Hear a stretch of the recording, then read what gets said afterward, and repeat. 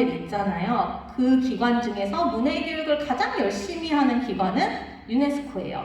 그래서 선생님들 저희 9월에 문해의 달 축제 하잖아요. 그 축제를 하게 된 그 배경에 뭐가 있냐면 유네스코가 전 세계적으로 그 9월을 문해교육의 달로 지정하고 우리 함께 축하하자라고 유네스코에서 제안을 한 거예요. 그래서 우리나라도 원래 10월 9일 한글의 날 기념했었잖아요. 그런데 전 세계의 다른 나라들과 다 같이 문해교육 하시는 분들 한 해 동안 고생 많으셨고 학습자분들 고생 많으셨어요. 이거 하기 위해서 9월 한 달을 문해교육의 달로 기념을 하기 시작했습니다. 그래서 유네스코가 문해관에서는 가장 관심이 많은 기구예요. 근데 유네스코에서 뭐라고 문해에 대해서 정의를 하냐면 일단 다양한 맥락은 학교 현장이나 글 읽는 현장뿐만이 아니라 우리가 살아나가는 생활 속에서 다양한 생활 현장 속에서 인쇄 자료뿐만이 아니라 다양한 자료들을 활용해서 이거를 인식하고 이해하고 해석하고 이를 넘어서서 창조하고 전달할 수 있도록 하는 능력을 우리가 문해력으로 정의를 하자 라고 이야기를 하고 있습니다. 정의 보시니까 어떠세요? 좀 와닿는 정의세요? 너무 어렵죠. 근데 사실 범위가 굉장히 문해의 개념 굉장히 넓은데 유네스코가 공식적으로 정의하는 능력은 이렇습니다. 그래서 단순히 글을 읽고 쓰고 셈하는 능력뿐만이 아니라 무언가 자료를 스스로 창조해서 이거를 타인에게 전달할 수 있는 범위로 넘어선다라는 겁니다. 그래서 개인이 자신이 지향하는 목표를 달성하고 그 다음에 스스로의 지식과 가능성을 개발을 해서 개인이 스스로 역량을 갖추는 수준에서 끝나는 것이 아니라 사회에 온전히 참여할 수 있는 상황까지 가야 우리가 이 사람이 진정한 문해력을 갖췄다라고 판단을 할 수 있다라고 이야기를 합니다. 그렇기 때문에 학습은 한 단계에서 멈추는 것이 아니라 연속적인 과정으로 이루어질 수밖에 없다라는 것이 유네스코에서 보는 문해입니다. 그래서 사실 문해의 개념이 국제적으로 굉장히 빠르게 많이 변했어요. 그래서 과거에는 읽고 쓰고 셈하기 문제만 문해 문제였는데 이제는 읽고 쓰고 셈하기만 하면 어떨 것 같아요, 선생님들? 다들 사실 저희 읽고 쓰고 셈하기는 여기 계신 선생님들 다 하시고 저도 사실 솔직히 말씀드리면 셈하기는 잘 안 돼요. 산수를 굉장히 못하거든요, 제가. 그래서 읽고 쓰고 하는 능력은 문제가 없는데 사실 살아나가는 데서 제가 뒤에 비디오 하나 보여드릴 텐데 저도 상대적으로 나이가 많지 않은 편인데 저조차도 순간순간 당황하는 순간이 있어요. 특히나 키오스크들, 새로운 키오스크들 막 생기잖아요. 그럼 저조차도 앞에서 이렇게 멈칫하면서 하는 순간들이 생긴단 말이에요. 읽고 쓰는데 문제가 없는데 생활하는 데는 문제들이 생기는 거죠. 그래서 이 개념이 확대돼서 우리가 한 사람이 사회에서 한 개인으로서 자기가 원하는 걸 잘하고 역할을 잘 할 수 있도록 하는 역량까지 좀 고민을 하자. 그래서 그거를 뭐라고 부르냐면 기능문해라고 이야기를 합니다. 기능문해라는 단어는 많이 들어보셨죠? 그쵸? 그래서 읽고 쓰는 문제가 아니라 이제 기능문해의 개념으로 확대를 시키자. 그리고 과거에는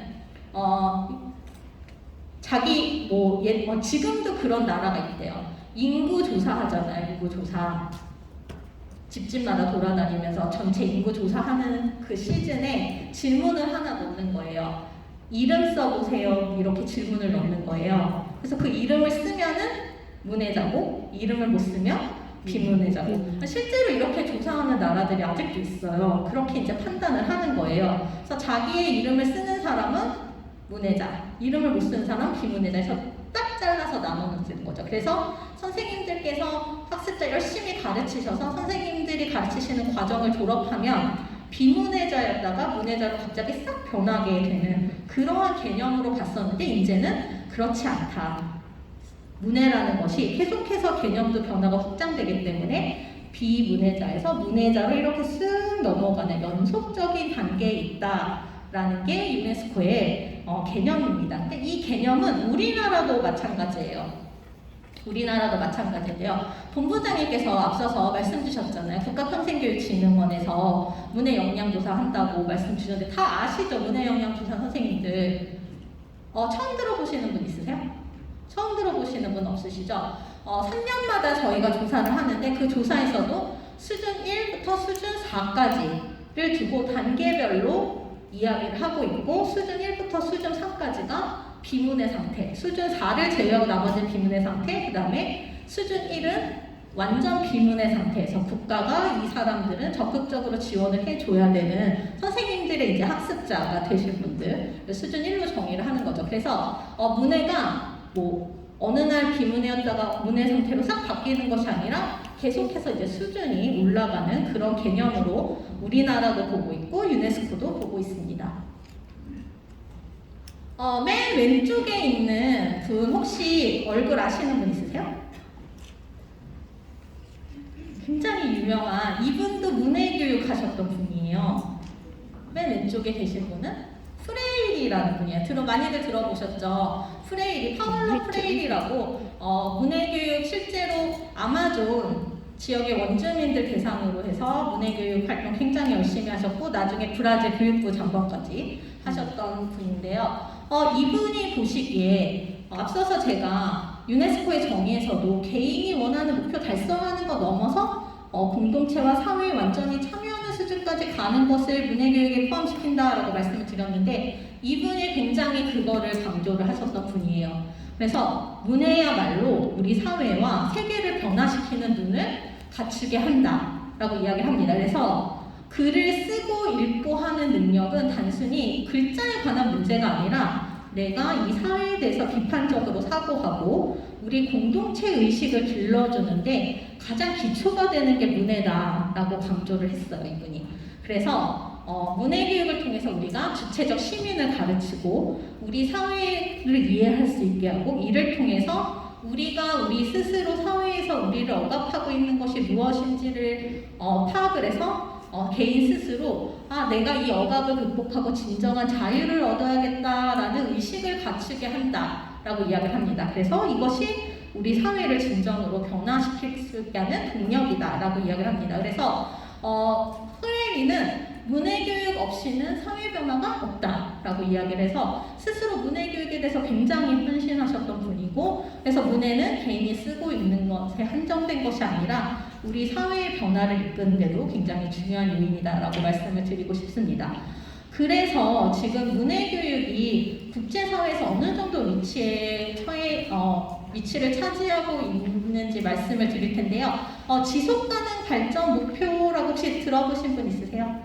네, 다들 많이 들어보셨죠? 지속가능 발전 목표. 전 세계가 2015년부터 2030년까지 15년 동안 우리가 다 같이 이걸 위해서 노력을 하자라고 목표를 정했어요. 그것이 이제 지속가능 발전 목표고 UN이 이 목표를 이제 정하는데 주도를 했고 우리나라도 당연히 참여를 하고 있죠. 그래서 총 17개 목표를 같이 합의를 했고 이 중에서 교육은 4번입니다. 4번 목표인데요. 이 교육의 4번 목표가 교육의 4번 목표는 모두를 위한 양질의 공평한 평생학습 교육과 평생학습을 위해서 노력한다. 이게 이제 교육의 4번 목표이고 이 중에서 4.6 목표가 있어요. 6번째 목표가 있는데 이 6번째 목표가 바로 문해 교육입니다. 그래서 4.6이라고 저희가 이야기를 하는데요. 여기서 뭐라고 얘기하냐면 2030년까지 모든 청소년과 상당수의 성인 남녀가 문해력과 수리력을 성취하도록 전 세계가 같이 노력하자. 이것이 전 세계가 15년 동안 노력하는 문해교육의 목표로 합의가 돼서 이제 발표가 된 내용입니다. 그래서 이 내용은 국가 차원에서도 계속해서 모니터링을 하고 있어요. 우리나라에서도 매년 우리가 얼마나 성취를 하고 있는지. 그래서 매년 이제 언어 역량과 수리 역량 중심으로 해서 어떻게 이제 달성을 하고 있고, 그다음에 청소년과 성인 문해율이 어떻게 이제 변화하고 있는지를 국제적 차원과 나라 차원에서 계속 이제 모니터링을 하고 있는데요. 왜 이렇게